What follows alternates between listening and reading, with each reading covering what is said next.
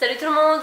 Aujourd'hui je suis très contente de vous retrouver dans cette nouvelle vidéo, vidéo un petit peu spéciale. Donc je me suis dit que j'allais lancer un nouveau type de vidéo sur ma chaîne. Vous savez que j'aime élargir mon contenu, je fais un petit peu de tout sur ma chaîne.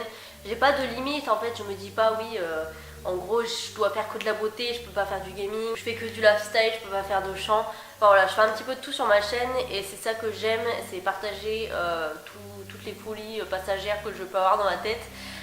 Et partager tout ce que j'ai envie de partager avec vous. Comme vous le savez, si vous me suivez depuis un petit bout de temps, vous me connaissez un minimum, je suis une grosse fan de films d'horreur, j'adore ça, mais plus quand ça concerne des tueurs en série, des serial killers, etc. Je me suis dit que ça pourrait être cool pour une série vidéo de vous raconter l'histoire de certains serial killers, psychopathes, qui soient réels ou même fictifs. Je vais aussi m'attaquer à des tueurs en série qui ont réellement existé, parce que c'est un peu plus intense quand tu te dis que cette personne a vraiment existé dans la vraie vie. C'est pas parce que je lance ce type de vidéo sur ma chaîne que je vais arrêter tout ce que je fais à côté, comme mes playlists, les vidéos lifestyle, beauté, etc. Non, c'est juste quelque chose que je rajoute comme ça sur ma chaîne. Donc voilà. Donc aujourd'hui nous allons nous attaquer à un serial killer que je pense tout le monde connaît, c'est même, enfin c'est sûr, Michael Myers. J'ai fait quelques notes, même beaucoup trop de notes. Oui, franchement pour une fois je bosse une vidéo, alors franchement, voilà. Je vous laisse prendre à manger, à boire, ce que vous voulez et je vous laisse avec la vidéo.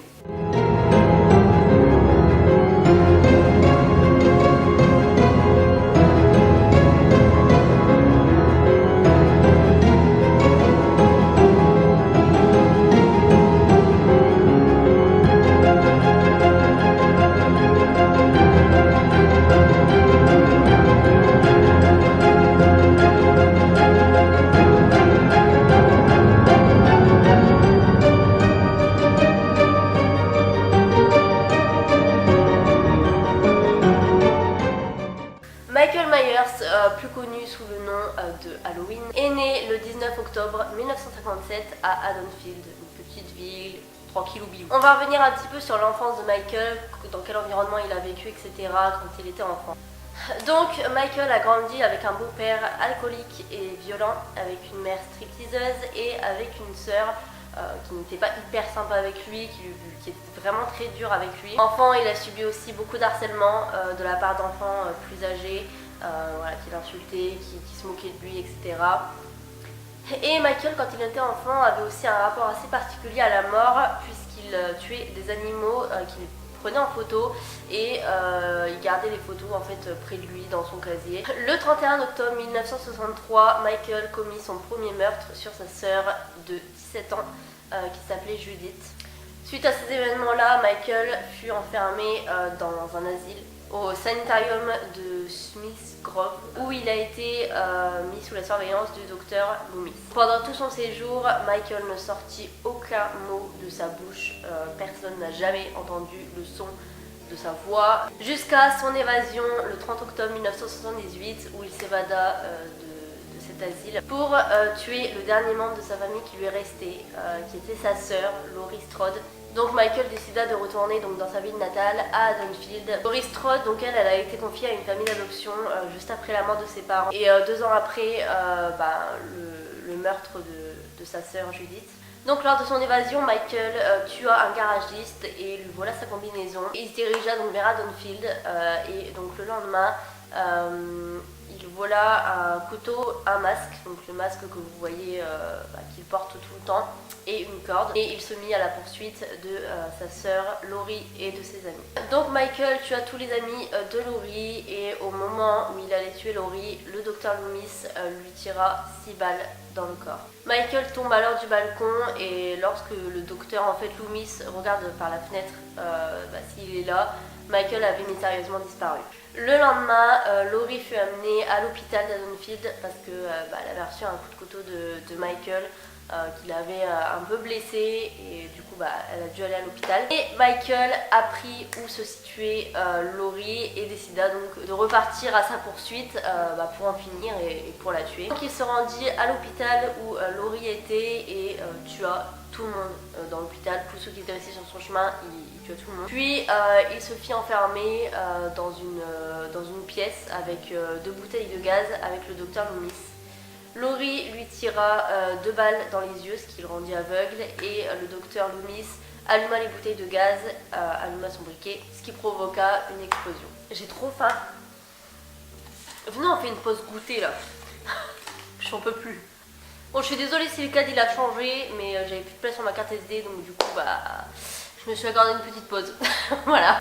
Le 30 octobre 1988, Michael est toujours vivant, sauf qu'il est gravement brûlé et il est dans le coma. Il doit être donc transféré ce jour-là du Richmond Federal Sanitarium jusqu'à Smith Grove parce que son état en fait nécessitait pas à ce qu'il reste plus longtemps à l'asile. Pendant le transfert, Michael sort du coma et il entend 2 infirmiers parler du fait que y avait une nièce de Michael qui était encore en vie. De ce fait, Michael tua les 2 infirmiers et ayant retrouvé la vue, je sais pas comment, il se mit à la poursuite de Jamie Lloyd. Le docteur Loomis, quant à lui, était aussi toujours en vie. Il avait survécu à l'explosion, sauf qu'il était gravement brûlé.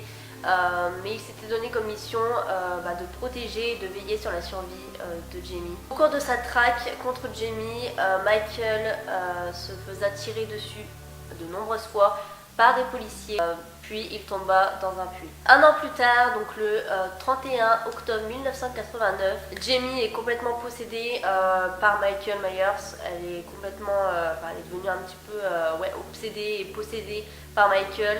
Elle est donc internée dans une clinique pour enfants à Haddonfield.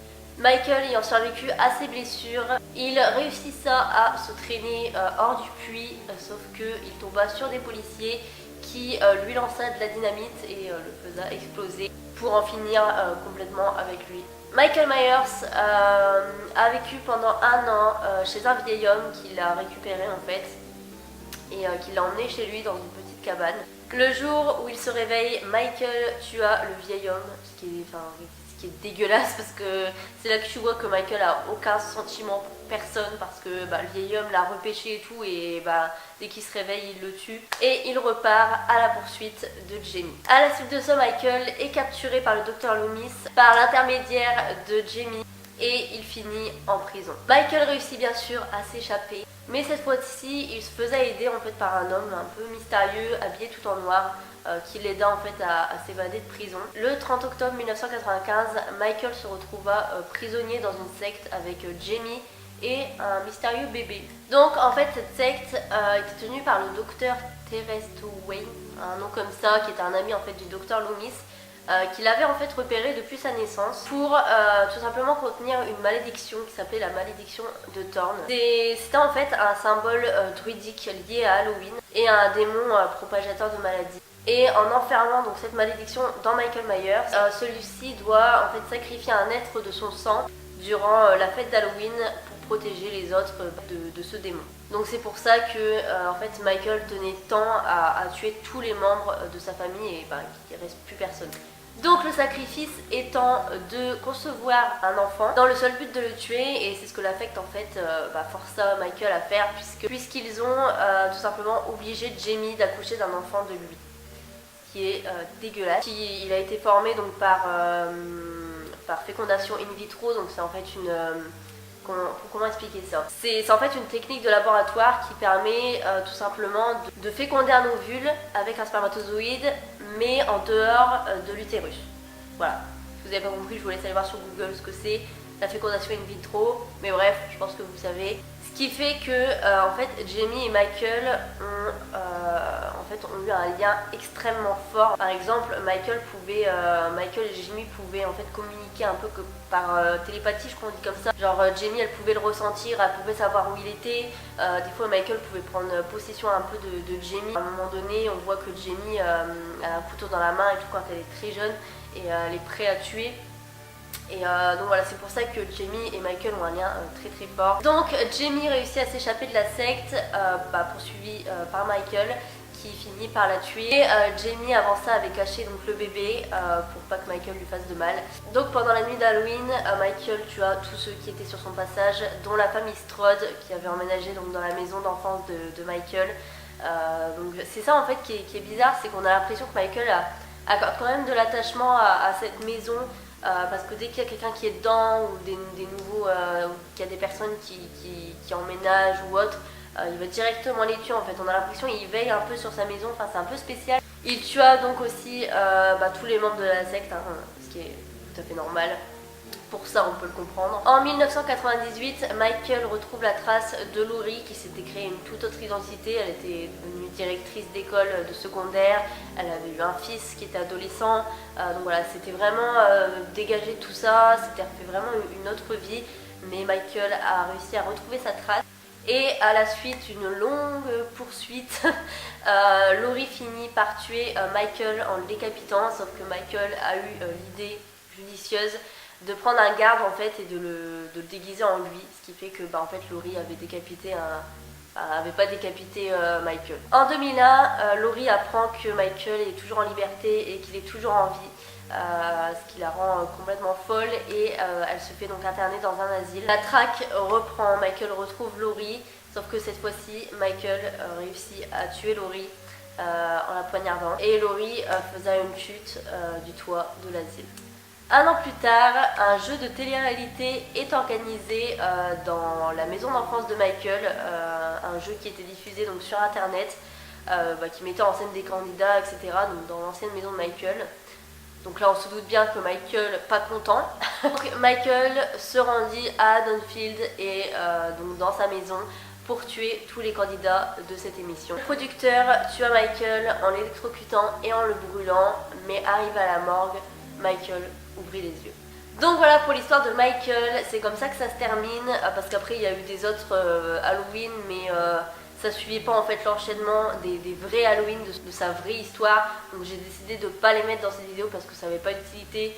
Il y a un Halloween qui est sorti par exemple il y a pas longtemps, en 2018 il me semble, j'ai été le voir, j'ai adoré, mais cet Halloween n'a rien à voir avec les autres puisque en fait toutes les suites n'ont pas existé et Laurie et Michael n'ont aucun lien de parenté, aucun lien familiaux, donc je voyais pas l'utilité d'en parler dans cette vidéo. Donc conclusion de tout ça, voilà, Michael reviendra toujours, donc faites attention.